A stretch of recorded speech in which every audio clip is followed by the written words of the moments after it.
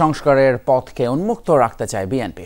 এমন সংস্কার করা হবে যেন দশক পরে আবারও জনগণের প্রয়োজনে সেটি বদলানো যায়। এই মন্তব্য করেছেন দলটির স্থায়ী কমিটির সদস্য সালাউদ্দিন আহমেদ। সবাইকে ঐকমত্য কমিশনের সব প্রস্তাব মেনে নিতে হবে। এমনটা হলে ঐকমত্য কিভাবে হবে প্রশ্ন তোলেন বিএনপির কেন্দ্রীয় এই নেতা। বলেন, জাতীয় নির্বাচনের আগে স্থানীয় নির্বাচন যারা চায় তাদের উদ্দেশ্য অন্য কিছু। শ্রীলঙ্কা আবারও রপ্তানিতে শীর্ষে।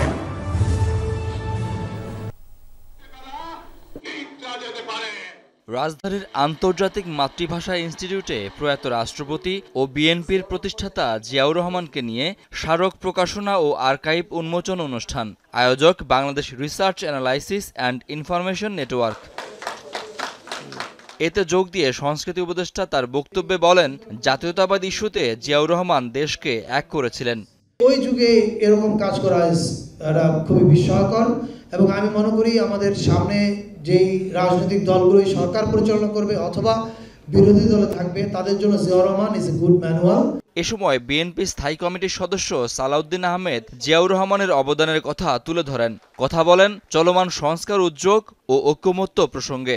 হে সংস্কার তোমাকে পাওয়ার জন্য আর কতকাল আলাপ আলোচনা করিলে খানাপিনা খাইলে সংস্কার পাবে। জাতীয় ঐকমত্য কমিশনের নিয়ত কি?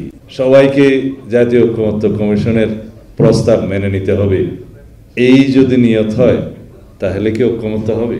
আমরা এমন সংস্কার করব যে সংস্কার 10-20 বছর পরে আপনাদের হাত ধরে, নতুন প্রজন্মের হাত ধরে, নতুন চাহিদার ভিত্তিতে আবার সেটা পরিবর্তন হতে হবে। পরে সাংবাদিকদের প্রশ্নের জবাবে সালাউদ্দিন আহমেদ বলেন, জাতীয় নির্বাচনের আগে স্থানীয় নির্বাচন ষড়যন্ত্রমূলক। যারা স্থানীয় সরকারের নির্বাচন জাতীয় সংসদের নির্বাচনের আগে চায় তাদের একটু উদ্দেশ্য আছে, হয় নির্বাচন বিলম্বিত করা অথবা বাংলাদেশে নির্বাচন না হওয়া। এটা তাদের উদ্দেশ্য থাকতে পারে। শাকিল হাসান, যমুনা নিউজ, ঢাকা।